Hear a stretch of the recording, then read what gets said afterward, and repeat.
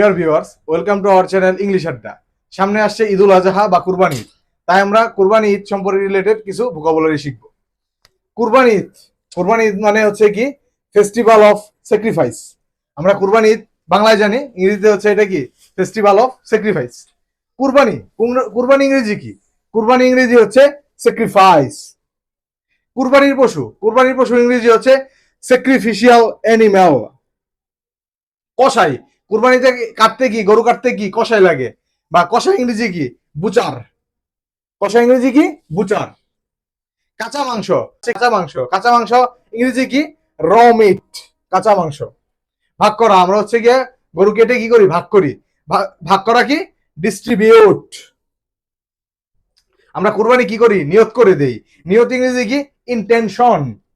নিয়ত ইংরেজি কি? ইন্টেনশন। পশুর হাট, আমরা গরু বা ছাগল বা মহিষ ভেড়া যাই কিনি, কোথা থেকে কিনি? পশুর হাট থেকে কিনি। পশুর হাট ইংরেজি কি? Cattle market. এবং আমরা কি করি কুরবানিতে? কি আমরা আত্মত্যাগ করি। আত্মত্যাগ ইংরেজি কি? স্যাক্রিফাইস। এন্ড এটা কুরবানিটা হচ্ছে একটা ধর্মীয় বিধান, রিলিজিয়াস অব্লিগেশন।